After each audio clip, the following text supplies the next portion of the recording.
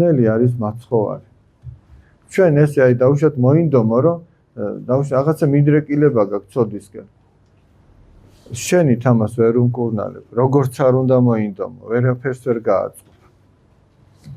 აქ დახმარება გინდა უფლისა და დახმარებაში რა იგულისხმება? შენ რაც უფრო ხშირად ამბობ ახსარებას, მით უფრო იკურნება შენ სულში აი ეს წყლულები.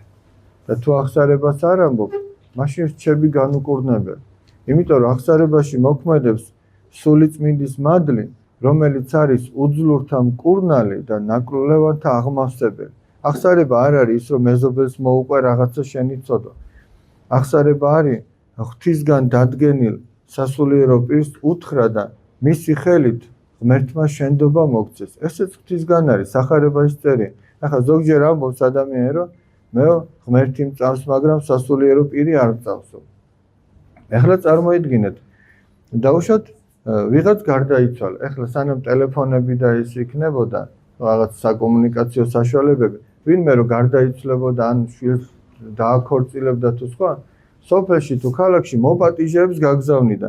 ესე იგი ჩამოუწერდნენ სიას, ვინ უნდა დაეპატიჟებინა და დაგზავნიდნენ, რომ ყველა სახში მისულიყო, დაეკაკუნებინა, ეთქვა, რომ თქვენ ამა და ამ დღეს მოწეული ბრძანდებით, ქორწილია თუ ქელეხია. ახლა წარმოიდგინეთ, აი მე ვარ მოპატიჟე. გავგზავნე და მივედი ამ გოგონასთან. და მან თქვა, მე შენი არ მჯერავს, წადი თავი დამანებო რომ მითხრეს.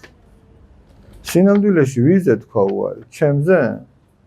ვინც გამოგზავნა, ხო მართალია? იმიტომ რომ ვინც გამოგზავნა, მე მისი ამბავი მოუტანა, მე სხვა არაფერი არ გამიკეთები. ახლა წარმოიდგინეთ, ვიღაცამ უარი თქვა, ვიღაცა დათანხმდა, კი ბატონო, აუცილებლად მოვალ. და ვინც თქვა, რომ აუცილებლად მოვალო, ის მე კი არ მცემს პატივს. იმას ცემს პატივს, იმ ოჯახს, საიდანაც მე გამოგზავნეს. რატო ამბობ ახლა ამას? უფალმა თავისი მოციქულები გაგზავნა ქრისტიანობა რო ეკადაგათ. და ვინც ამ მოციქულს მიიღებდა და მოусმენდა, ეს თავად უფალს უსმენს სინამდვილეში. და ვინც არ მოусმენს, ის უფალს არ უსმენს, იმიტომ რომ მღვდელი თავისას კი არ ამბობს რაღაცას. ის სახარებიდან ამბობს. და უფალი ეუბნება თავის მოწაფეებს, რომ ვინც თქვენ მოგისმინათო, მან მე მომისმინა, ვინც თქვენ მიგიღოთო, მან მე მიმიღო. და ვინც თქვენ უარყოფთ, მან მე უარმყო. აი ეს არის ყველაზე მთავარი და როდესაც ადამიანი ესე იგი ღვთისგან დადგენილ სასულიერო პირთან მიდის, უფალი ეუბნება ამ სასულიერო პირს, ვისაც თქვენ მიუტევებთ შეცოდებებს, ზეცაშიც მიტევებული იქნება. ვისაც არ მიუტევებთ, არ იქნება მიტევებული. ისე რომ ჩვენ საბოლოო ჯამში ყველას უკლებლივ მოგვიწევს, რომ ღვთის წინაშე წავდგეთ და იქ ის ცოდვა, რომელიც არ გვექნება ახსარებაში ნათქვამი.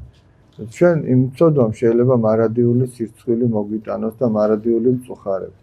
ამიტომ ჯობია, რომ სანამ პირში სული უდგას ადამიანს, რომ გამოფხიზდეს.